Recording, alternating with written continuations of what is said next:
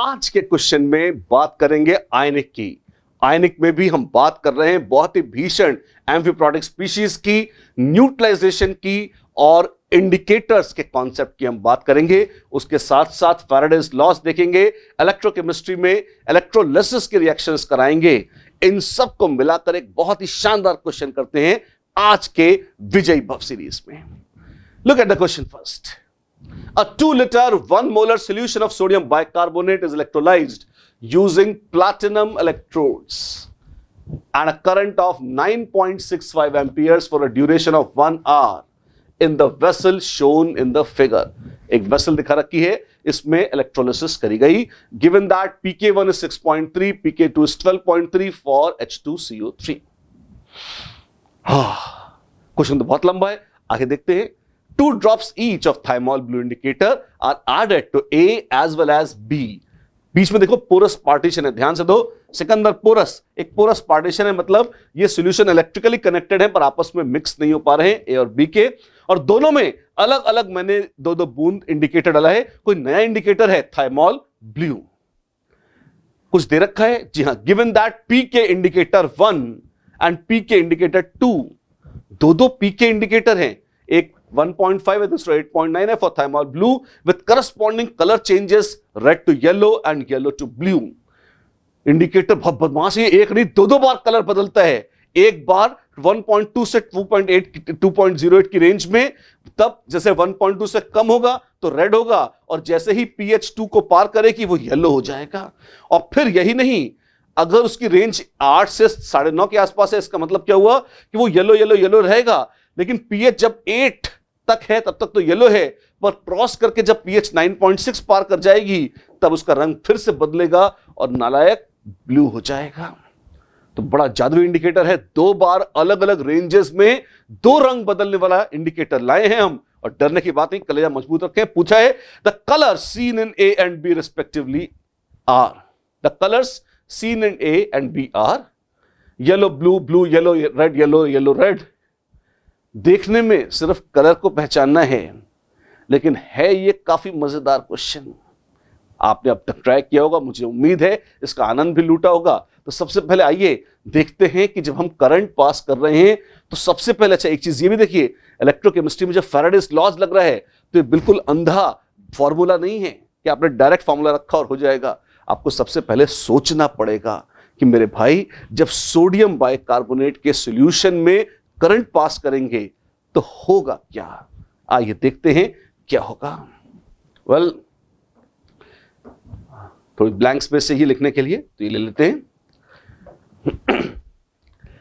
Anode पर और cathode पर। सबसे पहले कैथोड पे देखिए। कैथोड पर बाइकार्बोनेट आयंस हैं आपके पास, बिल्कुल, और जब आप उन्हें रिड्यूस करेंगे हाइड्रोजन निकल जाएगी और बेचारे बन जाएंगे कार्बोनेट। इस तरह से, क्या इसमें एसिडिक हाइड्रोजन थी तो इलेक्ट्रॉन ने वो H+ लिए, हाइड्रोजन बन गई, H+ छोड़ के बाइकार्बोनेट बन गया कार्बोनेट। और यही नहीं, एनोड पर क्या होता है, ऑक्सीडेशन। ऑक्सीडेशन से क्या मिलते हैं, पानी का ऑक्सीडेशन होगा तो पानी के ऑक्सीडेशन से O2 और H+ मिलेंगे। वैसे रिएक्शन देखिए क्या होगा, पानी का अगर ऑक्सीडेशन होता तो O2 और H+ मिलते हैं, लेकिन सॉल्यूशन में बाइकार्बोनेट भरा है तो मत भूलिएगा ये जो बाइकार्बोनेट आयंस हैं ये H+ ले लेंगे और बन जाएंगे H2CO3। ट्यूब वगैरह बंद है, कहीं से H2CO3 CO2 के रूप में भाग नहीं पाएगा, वहीं रहेगा, इस तरह से हो जाएगा। तो आप देखिए, एनोड पर मेरे पास बाइकार्बोनेट कम हो रहा है, उससे बन रहा है H2CO3। कैथोड पर भी बाइकार्बोनेट कम हो रहा है, उससे बन रहा है कार्बोनेट। एक बार फिर याद दिलाना चाहता हूं, हमारे पास ओरिजिनली 2 लीटर सॉल्यूशन था। सिमेट्रिक वेसल है, आधे में कटी हुई है, तो इधर 1 लीटर है, इधर 1 लीटर है, दोनों तरफ 1 लीटर है। इनिशियली कंसंट्रेशन कितना था, 1 मोलर था बाइकार्बोनेट का कंसंट्रेशन। आइए देखते हैं कितने मोल्स इलेक्ट्रॉन्स के, moles of electrons is IT upon F, 9.65 ampere current. Current ampere मतलब कूलॉम्स पर सेकेंड, ठीक है, तो इतने कूलॉम पर सेकंड तो करंट है, अच्छी बात है। Oh my God. तो आइए करंट देखते हैं कितना था। 9.65 कूलॉम्स पर सेकंड इंटू 3600 सेकंड, ये 1 घंटा हो गया। IT by F 96500, 0.36 moles electrons के हैं। 0.36 मोल्स है हमारे पास किसके? इलेक्ट्रॉन्स के। और जो रिएक्शन अगर आपको याद हो अभी जस्ट हमने लिखा था, कौन सा था कि बाइकार्बोनेट आयंस इलेक्ट्रॉन्स लेते हैं और बनाते हैं कार्बोनेट और हाइड्रोजन। अरे वाह, कितने थे मेरे पास? 1 मोल बाइकार्बोनेट इनिशियली था और इलेक्ट्रॉन 0.36 मोल लाए गए। चले गया 0.36, ये भी चला गया 0.36, तो अब कितना हो जाएगा? शुरू में कार्बोनेट नहीं था, हाइड्रोजन की हमें जरूरत नहीं है, तो 0.64 मोल्स बन जाएगा बाइकार्बोनेट का और 0.36 मोल बन जाएगा कार्बोनेट का। अरे वाह, सोडियम बाइकार्बोनेट के सॉल्यूशन में करंट पास किया, डू यू सी, मुझे एक बफर सॉल्यूशन मिल जाएगा। क्या बात कर रहे हो, कैसा? हाँ, आप देखो ना, मेरे पास बाइकार्बोनेट जो बच गया है 0.64 मोल और कार्बोनेट जो नया बन गया है कितना? 0.36 मोल, उनको मिलाकर बन गया है एक बफर, उनको मिलाकर बन गया है एक बफर सॉल्यूशन। पीएच कितनी है बफर की? पीएच इज pKa ना, इसमें एसिड ये है और बेस ये, तो pKa हो जाएगा pK2 plus log to the base 10 of carbonate ions upon bicarbonate ions.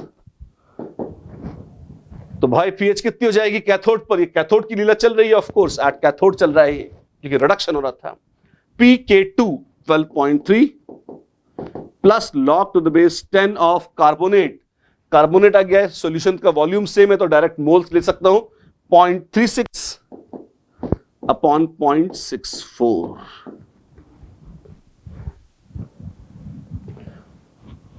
कितना जाएगा ये? अगर आप एक्यूरेटली भी कैलकुलेट करना चाहो तो उसकी नीड नहीं है, आपको खाली रेंज देखनी है, पर फिर भी एक बात कर रहे हैं तो ढंग से कर देता हूं। 0.36 by 64, this is 6 by 8 the whole square, 3 by 4 the whole square, square बाहर आ जाएगा, ये हो जाएगा 12.3 plus 2 times log to the base 10 of 3 by 4. Now log of 3 is 0.4771, log of 4 is 0.6021. Subtract होंगे, ये सब्ट्रैक्ट होंगे, कितना जाएगा?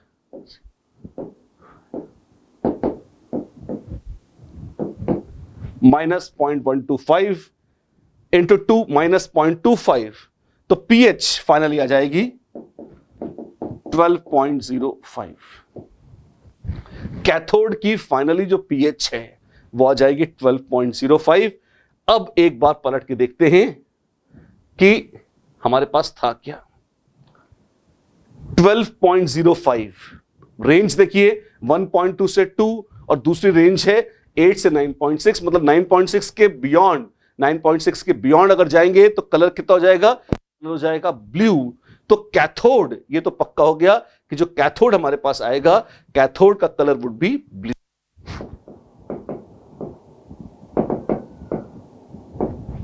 पर कैथोड है कहां? कौन इसमें कैथोड है? अगर आप देखें प्लस माइनस ऐसे था, जहां प्लस था वो ये एनोड है, जहां माइनस था ये कैथोड है, ये ए था और ये बी। अच्छा, तो बी हो गया है blue, B for blue, B बाद में ब्लू आएगा, ब्लू आएगा, blue blue blue blue, B blue खाली यही है, तो डायरेक्ट देख सकते हो the correct answer is A. आधा सॉल्व किया है तब भी आंसर तो आ जाएगा। अगर बचा हुआ आधा करना है तो वो कैसे करना होगा? ए की पीएच निकालो।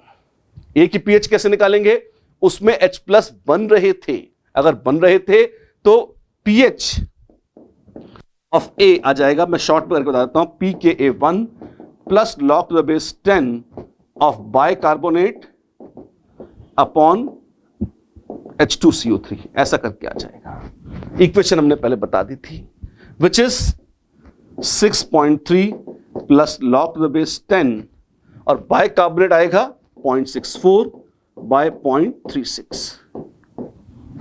आप सॉल्व करोगे इसको आगे तो ये आ जाएगा प्लस 0.125 इंटू 2.25, तो ये हो जाएगा 6.55। 6.55। आप देखो 2 से ऊपर क्या था, येलो, और 8 से नीचे क्या था, फिर से येलो।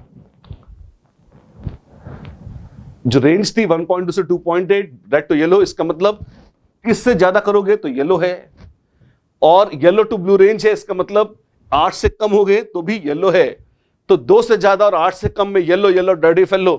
6.55 क्या है, इसी रेंज में है, तो this is going to be yellow, इसलिए येलो। इस तरह से क्वेश्चन सॉल्व होगा। ये थी आज की कहानी। जुटे रहिए, तैयारी करते रहिए और जीतिए IIT JEE एडवांस्ड। फिर मिलेंगे एक दूसरे भव्य क्वेश्चन के साथ। आज की मुलाकात बस इतनी। Have a great time. Video को लाइक करना है, सब्सक्राइब करना है और शेयर भी करना है। क्यों शेयर करें, वो तुम्हारे कॉम्पिटिटर्स हैं। अरे यार, हमें भी तो मजा आता है, ज्यादा बच्चे देखते हैं तो हमारी भी मन करता है कि हम अच्छे अच्छे क्वेश्चंस बनाते रहें और डालते रहें। तो अगेन इसलिए इसको शेयर करना बहुत जरूरी है। यही नहीं, आपके लिए एक और अच्छी चीज है, एक फ्री मेंटोरशिप फॉर्म भी इसके साथ अटैच्ड है। ये क्या चीज है, कई बार बच्चों को बहुत सारी क्वेरीज होती हैं, वो हमसे बात करना चाहते हैं और वो चाहते हैं कि हमारे सवाल इनके जवाब आप लोग दे दें। तो हमारी टीचर्स की टीम उन फ्री मेंटोरशिप क्वेश्चंस के उत्तर आपको 1-to-1 बेसिस पर, या कोई बहुत अच्छे या बहुत फ्रीक्वेंट क्वेश्चंस हुए तो वीडियो के बेसिस पर बकायदा चैनल पर भी दे सकती है। ये वो फॉर्म है जिसके माध्यम से आप हमसे सीधे जुड़ सकते हैं।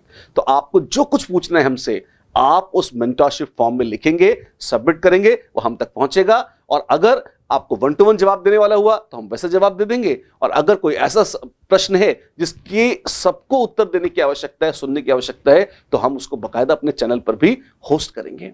राइट? तो फॉर्म भरिए और मत भूलिए, हम साथ साथ हैं। क्यों? क्योंकि विजय बिल्कुल करीब है। Keep working, keep fighting. All the best for your preparation. Bye bye. The question of the day is a function having palindrome number. अब इस क्वेश्चन में आज देखोगे आप, you didn't see this type of questions earlier. आपने अपने life में ऐसा क्वेश्चन शायद 99% बच्चों ने पहले देखा ही नहीं होगा। अब मैं यहाँ दिखाता हूँ एक चीज़ का, यहाँ गौर से देखेंगे, यहाँ 2 है, ये 2 यहाँ पे है, 3 है, यहाँ पे 3 है, 4 है, यहाँ 4 है। ये हमारे पास मिरर हो गया। इसे बोलते हैं पैलेंड्रोम नंबर। क्या बोलते हैं? पैलेंड्रोम। आपको जानते हैं 1 2 3 2 1। अगर ये नंबर है, इसके अलोंग जैसा राइट वैसा लेफ्ट, 1 2 3, फिर 3 2 1। इसकी बात करोगे तो ये भी इसके बाद बोलेंगे ऐसे आ गया, जितना राइट है उतना लेफ्ट है। तो ये नंबर क्या हो गया? ये हो गया आपका पैलेंड्रोम नंबर। तो ये फंक्शन में पैलेंड्रोम नंबर यूज किया गया। इसका मीनिंग क्या है? आप थोड़ा सा मैं जनरल बात शेयर करूं आपसे। जैसे क्वाड्रेटिक पढ़ते हो आप, क्वाड्रेटिक देखते हो आप, ax² plus bx plus a equals to 0। इसका रूट हमारे पास अल्फा बीटा है। और फिर से निकालना हो 1/अल्फा 1/बीटा रहे तो क्या करेंगे? तो इसको फर्क नहीं पड़ना, क्योंकि ये दोनों सेम रह गया। ये मिडिल पॉइंट है, इक्वेशन सेम रहेगा, बिकॉज a और c में वैल्यू दोनों न्यूमेरिकल वैल्यू सेम है। ठीक है? अगर यहाँ c होता, इस कंडीशन में क्या करते थे? तो ये चेंज हो जाता, यहाँ चेंज हो जाता था, तो cx² plus bx plus a हो जाता 0। और अगर ये दोनों सेम नंबर है तो टेंशन नहीं क्या आपका लेने का है, उसमें हर हाल में इक्वेशन सेम रह जाएगा। अब यहाँ मोटिव समझ गए हमारे पास। अब यहाँ मैं करता क्या हूँ, अब इस क्वेश्चन में मैं क्या करता हूँ, देखिएगा। आपने देखा पैलेंड्रोम नंबर की बात कहा, तो मैं अगर यहाँ लिखना चाहता हूँ फंक्शन में 1/x करूँगा, तो मैं फंक्शन में लिखना चाहता हूँ 1/x लिखना चाहता हूँ। तो ये क्या हो गया? नंबर सेम आ गया, लेकिन यहाँ पे 1/6 अलग से आ गया, ये अलग से आ गया।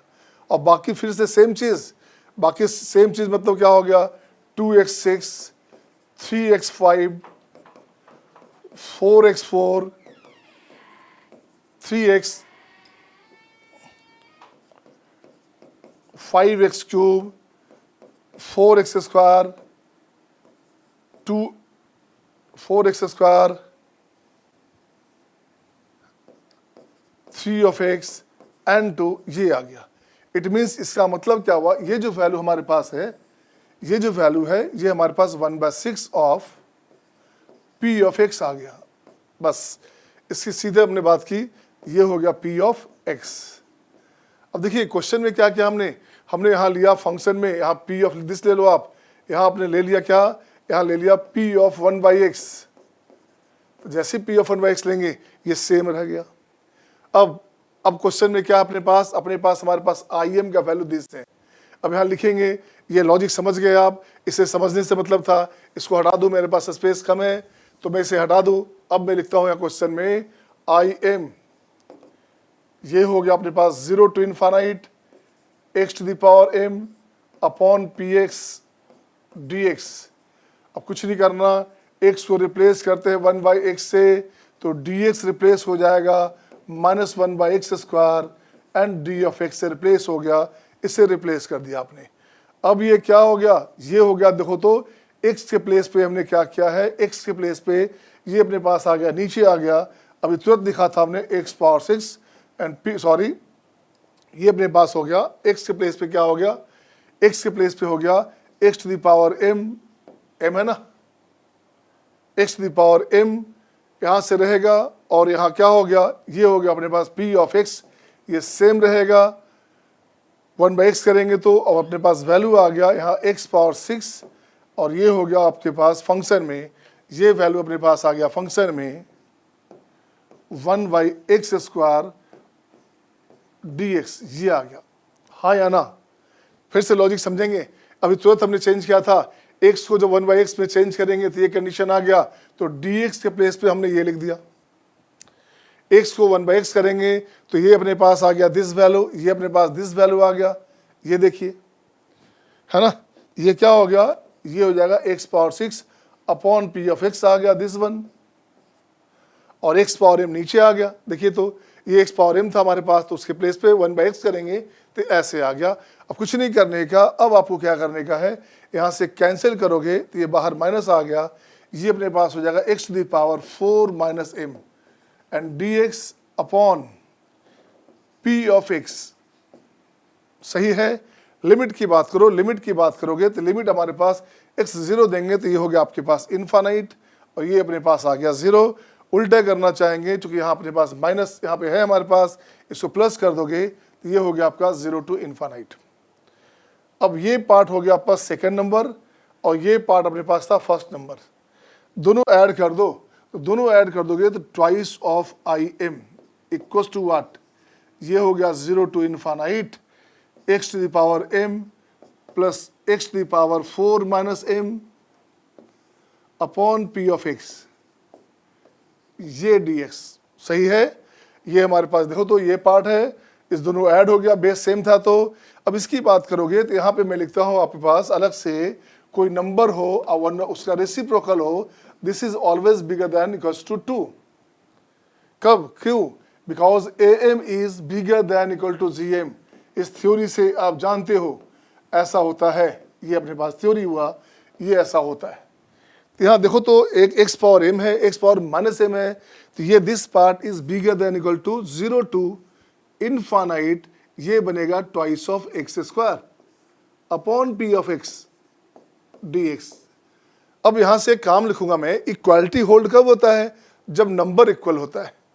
अब मैं यहाँ लिखना चाहता हूँ, यहाँ से इसका लिखो 2 कैंसिल हो जाएगा, तो IM लिखता हूँ मैं, IM दिस इक्वल्स टू, ये लिख दिया आपका x² upon p of x dx 0 to infinite. मैं लिखता हूं यहां पे equality holds if numbers are equal, numbers are equal. अब देखो नंबर्स इक्वल का मतलब मीनिंग क्या निकला, ये जो नंबर है ये नंबर सेम होना चाहिए, तो एक से हटा देना, पावर को सेम कर दो। m इक्वल्स टू क्या हो गया, तो m इक्वल्स टू हो गया 4 - m, सो 2m, m अपने पास हो गया 2, m का वैल्यू लिस्ट हो गया, so IM will be least where m is 2। अब यही कंडीशन था, so IM will be least if m is 2। IM का वैल्यू लिस्ट कब होगा, जब m का वैल्यू 2 होगा। कितना सिंपल क्वेश्चन, कितना बढ़िया कॉन्सेप्ट, यही है IIT एडवांस, और यही आपको विजयी दिलाएगा। यही आपका प्रोग्राम का नाम हमारा है विजयी भव। मैं चाहता हूं आपका समय ज़्यादा नहीं लूं, एक क्वेश्चन का डिस्कशन करूं पर डे, मतलब 10 दिन में आपका 10 क्वेश्चन का, और हर क्वेश्चन से बहुत सारे अच्छे अच्छे जो कॉन्सेप्ट है, मिंगल क्वेश्चन है, फ्यूजन बेस्ड क्वेश्चंस है, एक क्वेश्चन से बहुत सारी बातें कर लो। Hardly I have taken 5 minute my dear, hardly I have taken 5 minute to this question, लेकिन 5 मिनट में बहुत सारी बातें कर दी। पहले तो आपका पैलिंड्रोम नंबर की बात कर दी, मैंने यहाँ फंक्शन आपको दिखेगा ही नहीं, क्या करेगा। अब वहाँ पे आईआईटी में क्या करेगा, हो सकता है वहाँ क्या करे, यहाँ पे 3 के प्लेस पे लिख देना चाहेगा 6, ठीक है, यहाँ लिख देगा 6, यहाँ लिख देगा 6, यहाँ लिख देगा 9, यहाँ लिख देगा 9, यहाँ लिख दिया 5, ऐसे लिख सकता, उसकी मर्जी है, वो तो आईटी वाले की मर्जी है क्या लिखेगा। तो आपको देखना है कि 2 6 9 5 9 6 2 2 6 9 उधर से 2 6 9 लेफ्ट से भी है, इस ये हमारे पास मीट पॉइंट अगर है, इसको मीट पॉइंट बना लोगे तो लेफ्ट और राइट दोनों का नंबर सेम आ गया, तो नंबर को बोलते हैं पैलिंड्रोम नंबर। आपने सुना होगा बचपन में, खूब कहानी सुना होगा आपने कि 3 अक्षर का मेरा नाम उल्टा सीधा एक समान, क्या बोलते थे भाई, क्या बोलते थे, ADA आडा। 5 अक्षर का मेरा नाम उल्टा पुल्टा एक समान, डालडा। डालडा मीन्स ऐसे, DALDA, नहीं डालडा नहीं, क्या हो गया, उसमें क्या आता है भाई, चलो देखो, AMA और रमर, ऐसे हो गया। तो ये नंबर क्या है देखो, तो इस एम के साथ जितना राइट उतना लेफ्ट, सिमेट्रिक नेचर हुआ, तो 5 अक्षर में आ गया। तो ऐसे बहुत सारे नंबर होंगे, अभी मुझे क्लिक नहीं कर रहा, मैथ का टीचर हूँ यार, है ना। तो जो ऐसे नंबर हैं उसे बोलते हैं पैलिंड्रोम नंबर। जैसे इस बार का था 2 फरवरी 2020 जो था आपके पास, तो लिखते थे 02 02 20 20 20 था हमारे पास। देखो तो जरा सा 00 22 00 22, ये इसके साथ मिड पॉइंट आ गया, इसको बोलेंगे पैलिंड्रोम नंबर। तो क्वेश्चन क्या था यार, मजाक था ये तो, क्वेश्चन फंक्शन से उठाया हमने और वहाँ पैलिंड्रोम नंबर की बात कर दी। तो यहाँ से हमारे पास ये फंक्शन का नेचर था, अब वहाँ से इंटीग्रेशन में इनफाइनाइट का चक्कर है, अब पावर m है, तो आपका हो सके ये तो इंटीग्रेबल फॉर्म है ही नहीं। अभी भी जब तक हम px की बात करेंगे तो कैसे इंटीग्रेट करोगे, ठीक है, जब तक px आप नहीं जानते, तो px हमारे पास ठीक है ये पावर 6 में है, अब तो जानते हैं। तो मुझे इससे मतलब नहीं था, मुझे मतलब था कि हमारे पास ये im का जो वैल्यू है वो लिस्ट कब होगा। तो यहाँ लिस्ट तभी होगा जब x हमारे m हमारे पास 2 हो जाए, so im will be least if m equals to 2, right ना। तो ये आपका बहुत कम समय है आपके पास, अपनी ऊर्जा को बचाए रखें, और कुछ नहीं, पर डे अगर आप 10 मिनट भी मुझे समय देते हैं तो it's my word to you my dear, कि आपको मोटिवेटेड करूंगा और क्वेश्चंस के प्रति आपका नज़रिया चेंज करूंगा, और एडवांस में कुछ भी नहीं तो एटलीस्ट 10-20 मार्क्स का आपका एनहेंसमेंट होना ही होना है।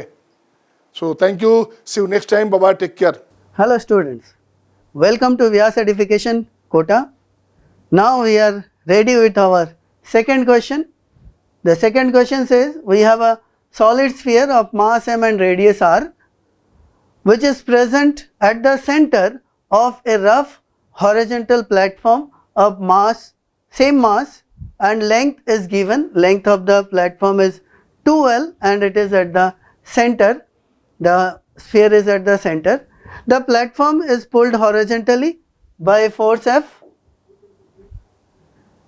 This platform is, the upper surface is rough, that is on which sphere is present, that is rough, and the ground is smooth.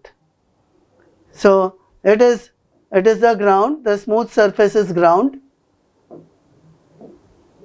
Okay.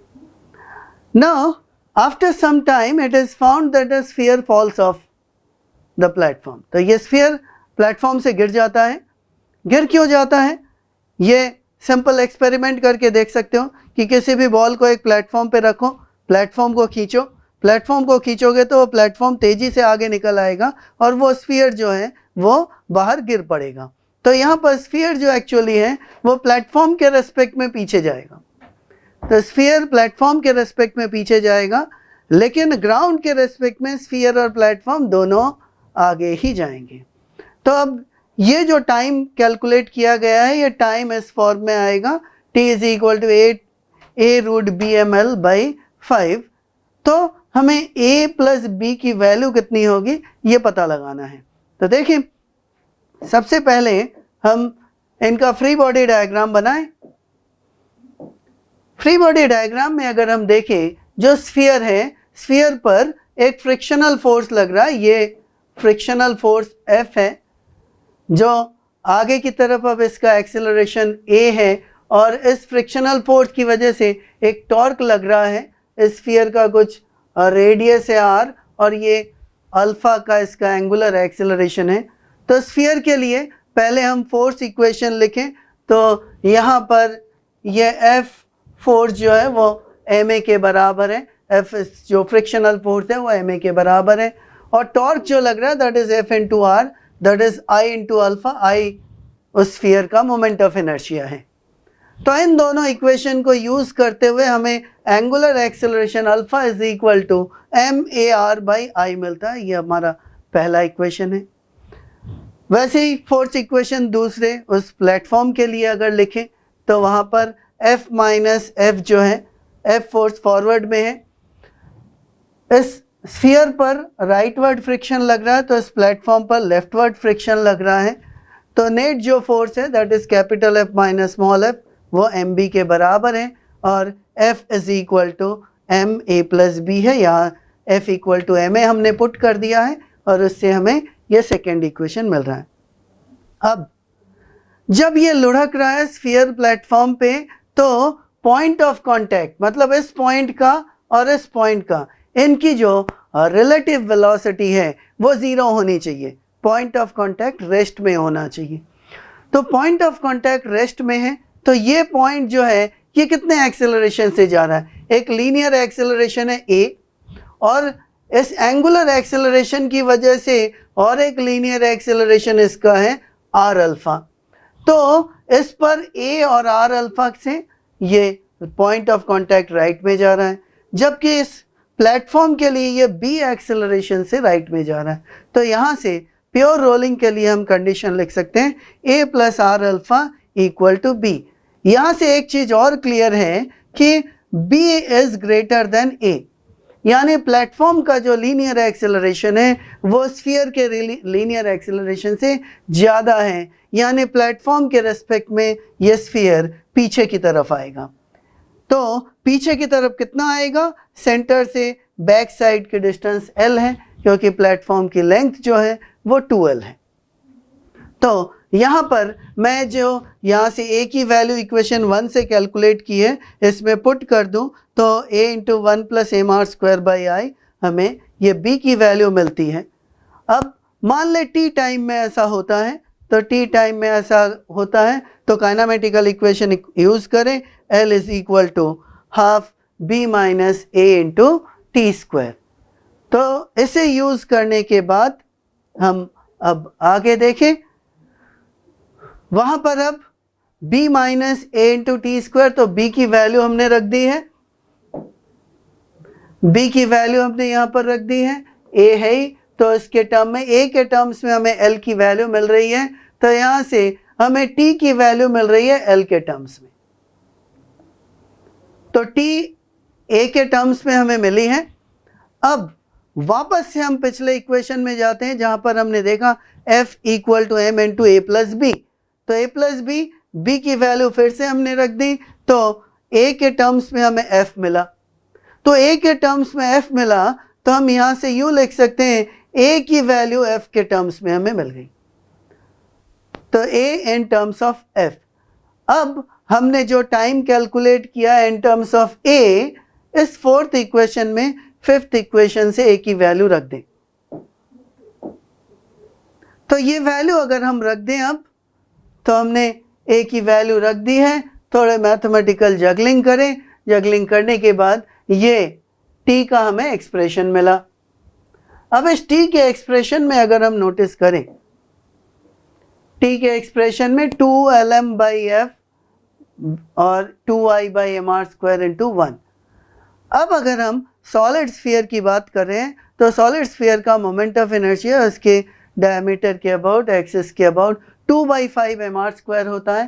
तो आई की वैल्यू अगर मैं 2/5 एम आर स्क्वायर रख देता हूँ, तो ये रेशियो जो बचता है वो 2/5 है। इसको रीअरेंज करें, रीअरेंज करने पर ये एक्सप्रेशन बना। इसको फाइनली इस पर्टिकुलर फॉर्म में हम t इज इक्वल टू ये हमने लिखा, और जैसा कि हमने सवाल में पूछा है a प्लस बी की वैल्यू क्या है, तो यहाँ पर a 3 है और b की वैल्यू 2 है, तो a प्लस बी की वैल्यू 5 है। So this is the question for today. अगले क्लास में हम फिर मिलेंगे अगले क्वेश्चन के साथ। तब तक के लिए गुड बाय, थैंक यू।